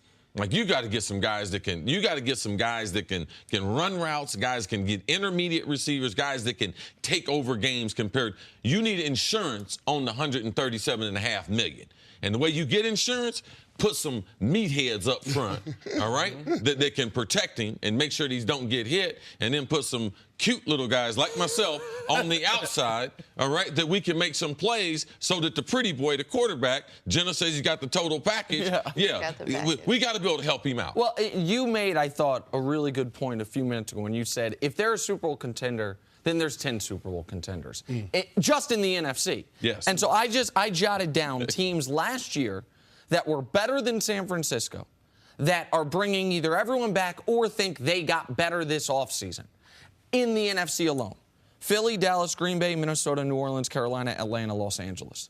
That's 8 teams. That's 8 teams, all of which, and any ties, any question, well, what about Detroit? What about, I left them out. Those are 8 teams that were definitely better than them last year and that you expect to be as good, if not better, this year. Okay, so if that's why we have to be careful about the words we use. All of those teams are playoff contenders. There's a handful of those teams that I would say are definite Super Bowl contenders, and one of them will surprise us. But you can't have in a 16-team conference 9 or 10 teams be Super Bowl contenders. You can have 8 or 9 playoff contenders, but you it's been a while. How many teams make the playoffs? 6. 6 make the playoffs. And how many from the... I'm with you, CC. Simple math. And how many make the Super Bowl? 1. Yeah, and so, that's why I think Jimmy G could be all the things. Kansas seems to be a little higher on Jimmy G than I am. But no matter what, the sample size is so small, nobody really knows. It's projection plus that 5-step drop note. I didn't know. That is noteworthy. That is interesting. And he was doing it in San Francisco without great wide receivers. But I just feel like he could be exactly what Chris is saying, and they still could be a 9-win team. Because they've spent money or they've spent draft picks on the offensive line, the defensive line. The skill guys, their secondary, their wide receivers, their running backs, that's where they haven't spent the resources. One thing, too, though, you don't have to worry about, because ownership went out and they gave them security. Now, not only Jimmy G, but John Lynch and Shanahan, you're not going to see them panic. If they have a bad month. So that's what you need. You need an organization that's stable. No one's panicking, and let's not forget Jimmy G, where he came from. He came from New England. So if there's someone who can keep them steady and focused, he should be able to have that. All right, Chris, stick around. We'll see you a little bit later on in the show. Coming up, let's get back to some basketball. What do the Cavaliers have to do to give themselves a chance to win tonight? Talk about that next on First Things First. Welcome back to First Things First. Look who we're joined by, former NBA All-Star Kenyon Martin. Hey, Kenyon. Good to see you, What is going on? You enjoying this final series as much as we are? Yeah, it's going as expected so far. It is. So far, so good by Golden State standards. So, hey. They're loving the way it's going. Yeah, of course. Golden State's like, best finals ever. It's so much fun. Yeah. All right, the NBA Finals resume tonight. Cavs down 2-0, coming off a brutal overtime loss in Game 1. but they know they'll get a boost tonight in front of the home crowd. They also know this series could easily have been tied if not for a couple of crucial mistakes, some gaffes, some bad play, and some questionable calls. But honestly, that's it. None of that makes LeBron feel any better, though. I know it feels like we're down 2-0, and I don't like the way I feel. I don't like the way, the mood that I'm in right now. Knowing whatever, I mean, there's no like, okay, you're down 2-0 and you feel better than you're down 2-0 before. I mean, it's just, when you're down like this in a deficit like this versus a team like this, there's no good feeling. So I personally don't feel good today of the deficit that we have. Not about tomorrow. I feel great about our opportunity. All right, Kenyon, let's break this down a little bit. What do the Cavs need to do if they want to get back into this series, if they want to win the game tonight? I revert back to last year, the way they played. I don't know if it was Game 3 or Game 4 when they shot the lights out. No, last Game year. 4. They scored 48 in the first quarter. Game 3 was a very good game. Yeah, but Game 4 last year, when they had to win that game and they played out of their mind, they need that kind of performance tonight. Golden State is coming in on a high note, playing out of this world, and LeBron has to be LeBron-ish and some, in order to have a shot. And I think he's playing unbelievable, but it hasn't been enough so far. So they're going home cooking, sleeping in their own bed for a few nights. Hopefully that helped the other guys out. You know what I'm saying? Seeing the wives, seeing the kids, kissing the dog, whatever you can think of that gets guys comfortable playing at home. Hopefully the rest of the guys did it. And let's see what they bring tonight. Tall task, though. Okay, listen. I've been a fan of his for a long, long time. Of Kenyon's. Played basketball, University of Cincinnati, right outside my hometown. So that's nice for TV. Yeah. But if you was playing, yeah, because we talk about LeBron, man, forget about that. Yeah. Man, how can we muck up this game, Kenyon? That's what happened. Because if me and you was playing in this game, I need you to be able to be yourself. Now, who in the Cavs can play that role to make this series ugly that the Cavs might have a chance? Because we keep going like this, if they keep averaging 110 points, it's going to be over in 4 or 5 games. So listen, forget them first comments you made, man. Right, how can I make this one ugly? Play Kendrick Perkins. Everyone keeps saying that. And I don't think that's going to happen. Right. But, he's the only person on their roster that has some nasty in him. So there's no one else even? Tristan can't? All right, let me ask you about Tristan. Players, NBA he play hard. Tristan is soft. He play hard. Playing hard and being hard and playing and the way your people look at you. Now I'm getting to the good totally part. different. Right. So that's not even something they can do. Not at all. Like I said, the one person who people look at, Mike can come back and do something. Is sitting in a suit. Is sitting in a suit, and how many minutes can he give you if he does suit up? Can LeBron do it? No, it's not in him. It's not his. He would be out of his game. And I think it'll take away from what he does. If him out there trying to be something that he's not an aggressor and it's not Jeff Green. It's not George No, Hill. none of those guys. It's not Jose Calderon. No, it's not. He's more feisty than I would play Calderon. He's feisty. I'm saying he gets up on the guy's skin at times. But the only person on their roster, man, that has any to him is Kendrick Perkins, I think. And he's not, like Steph asked him the other night. You see the way Steph looked at him. If the smallest guy on the other team don't respect you, the other guys, now Steph looked at him like, you ain't playing tonight? Right. Actually, they wish Kendrick was in there because they can get up and down, and he wouldn't be able to get up and down again. I'm saying it benefits the Warriors. Yeah, it's so funny you say Perkins because we're going to talk about the Cavs' rotational changes later. And I was going to suggest they dress Perkins. Not that they play him, but just that they dress him. And psychological. So the Warriors are like, man, this guy might come out here and just try to take one of our. Because when he's wearing a suit, they know there's nothing he can do other than argue with Drake and yell at Steph. But I want to talk about this home road discrepancy for a minute because there's time in your career where you were the best or second best player on a team. There's time in your career when you're a role player on the team. Why is it that it seems like, and all the numbers back this up, that except for the true superstars, how good a guy is determined by what gym they're in. Like JR, who's been bad all year, his only good moments have been, JR's my guy, and his only good moments have been at home. Corver's been a different guy at home than on the road. We've seen it with the Warriors supporting cast as well. Supporting cast and Steph. Right, Steph home. 30 and 20. And so what is the discrepancy there to you? Well, Steph, I don't know what it is, Steph. Because set Steph out of it. Aside the role players. energy and effort and attention to detail and defense, all that travels.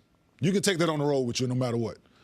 People put too much emphasis and stock into making shots on the road. You know, if you play defense on the road and you give energy and effort and attention to detail, then your numbers, plus or minus whatever you want to look at, is going to be good, whether you're making shots or not. With Cal Corver, he does one thing.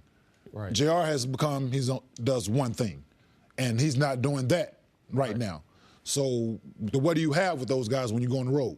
They're just a body in a suit. You know what I'm saying? They're just taking them space, basically. You know what I'm saying? On the road, when you're not paying attention, you're not locked in to everything else like the superstars are, because superstars, each and every night you have to be locked in to lead your team in all aspects. Yes. You know what I'm saying? So those other guys need to follow suit to that, which they're not doing. You know what I'm saying? And then, like you said, the numbers are there. You know what I'm saying? The numbers are what they are at home and on the road, which I've never understood, because energy travels, effort travels, defense travels, which those guys are not doing. Nick, basketball's a little bit different than football, but I had a wide receiver coach, Hubbard Alexander, and he showed us a video of myself and Randy Moss catching touchdown passes in the Metrodome. He didn't show us actually catching the ball. He actually showed us the crowd. And he let us know every time we come into that building, it's our job to make the people come out their seats. Yeah. People come here to sit down, it's our job. But he also showed us film of us in Soldier Field, playing the Detroit Lions, in Lambeau Field. Yeah. And when we did something big, what the crowd did. They set up their hands. So they sat down in their seats when we did something big on the road. Now, what we see in the NBA is these role players, they play so much to the crowd. So when you utilize the crowd, it's hard to get your game off when you're on the road, because you don't have that. The great players play the game, and the game is almost silent. They say, what did you hear? I didn't hear a whole bunch. So their variance when they play at home, and you're playing against the best of the best, it becomes about talent. So the talent also transitions like energy and like defense. Talent transitions to the road also. Yeah, I agree. And then if you have like certain guys on the road, like for me, I use the road crowd for energy. You know, like I know what I'm gonna do. I like the home crowd is gonna give you that, because you're hype, you're in front of your family and all that. But I use the road crowd. Like I want you to be quiet in there. Like that's our job, to go on the road and to make the road fans sit on their hands and not be enthused about the game. Because if you come out and you dominant from the beginning of the game on defensive end, what do the home crowd have? You know what I'm saying? Absolutely. Nothing to go on. You know, so I've been in situations where I've been down on the road. I've been in situations where I went on the road and swept a team, you know what I'm saying, a few times with the Nets. You know what I'm saying? So we knew what it was to play on the road. And that energy and that effort and that attention to detail, all of that travels, which those guys, you can see it. It's blatant how well they move around at home and how enthused they are at home. And you get on the road, it's like, oh, we don't want to be here. Like, right. and also something Nick pointed out to me was, the game has changed to basketball. In your day, the thing that got the crowd going was either a defensive play or a dunk. Yeah. Now it's the three-point shot. Definitely. So now what players are looking to try to get up off of happens to be that three ball. So now you have a team like Golden State and the Cavs. We know that when they're shooting the ball well, they play so much better. And we know that Golden State's going to be doubling LeBron again. And so those guys are going to have open shots. JR's going to have open shots. Say it again. What took so long? For the Pacers, the Raptors, what the took Celtics, so long? I don't know. I've been saying this since day one. What took so long?